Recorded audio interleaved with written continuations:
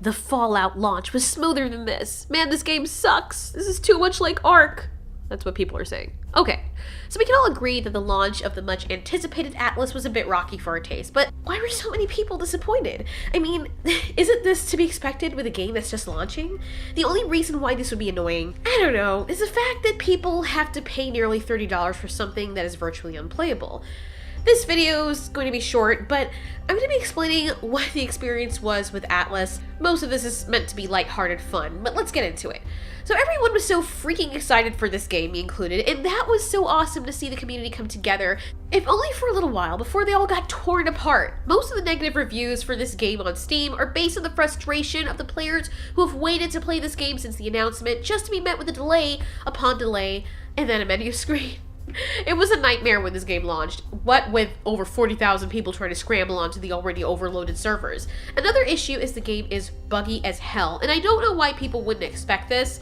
If the devs didn't expect it themselves, they're a little naive, but I'm guessing this has something to do with the delays. If anyone has the right to be frustrated, it should be the devs, feeling the burn with the angry pitchforks at their necks to get the doors of Valhalla open fast and wide enough for the eager players. So then the time came when the game was finally launched, and everyone pressed up against those doors went flying in as soon as they peeked open. And that's not to mention the wait to download a 100 gigabyte game, which wasn't that bad for me, to be honest. The servers were all full immediately, and there weren't nearly enough for newer people to get on. Finally, after multiple and overly frustrating timeouts, I was able to join a server. My partner in crime joined in the same server so we could meet up and start our journey, but to our disappointment, we were in totally different regions despite us being on the same server. Although there is a way to find one another if you utilize the longitudinal and latitudinal coordinates, navigating said map in and of itself is frustrating, with all the rubber banding we had to endure, which made it virtually impossible to get anything done. This includes fleeing from other players and deadly predators, much less finding one another. Every living thing in the servers was going nowhere fast, as every time we tried to advance, we'd whip back 10 paces to where we started for sometimes 10 times in a row.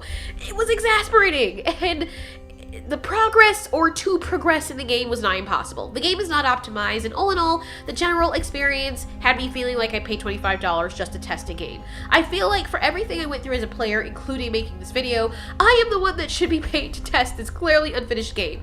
What world are we living in where early access games released 2 years before their official date are costing us to test them? Seriously?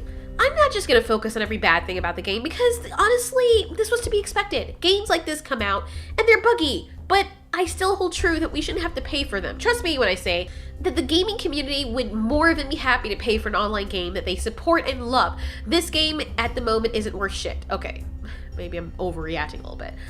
But it feels like we're paying for a title and a promise. It should have been free for a time during early access, or at least cheaper. Maybe $8.99 or $10 if at all. You may say, well, it takes money to run a game of this caliber. A game of what caliber? All we know is what they've been telling us, and I come from a time where people make a game first, and then the people pay for a finished product. This is not a finished product. This is not even the skeletal structure of the game. This is just the bone marrow and the skin. Okay, I'm overreacting a lot, but bear with me, I'm just expressing myself. I'm being a bit harsh, I do understand that. But some people need $30 to get them through the week. A Kickstarter or a donation box would be more tasteful in the eyes of the community helping this game get off the ground. So anyways, all that rant aside, on to good things. The pros! It's like Ark. It has potential and the waters are beautiful. I noticed that many of the animals are a breeded pair and will fight for one another when you attack them. The map is huge and the possibilities are endless. There are already many features you can take advantage of right out the box.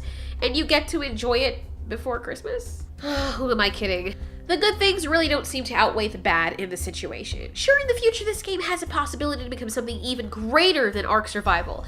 I'm saying that from the bottom of my heart because I can see it and I can see the vision for it. So I understand where the devs are coming from, but it feels like they kind of rushed this so they could get the money for the Christmas season. This was a nice surprise, but I think I can confidently speak for the majority of us gamers that we would rather the devs hold off on giving us a new semi-polished game rather than rushing to give us an unfinished rough draft. Nowadays, there are many ways to accomplish this. You can have test groups and soft launches, and it's not like there haven't been examples of successful launches for companies that have done this. This game has so much potential, and I'm glad to be part of its early stages. I'm not too disappointed because I expected this, as I said before. However, it would be good advice for them to lower the price of this game so people don't feel totally cheated with the experience. After this holiday season, they're really going to have to go hard with the updates and optimizations because the good news is that people really want to play this game, and they would love to further support and promote it if you give them what they're paying for.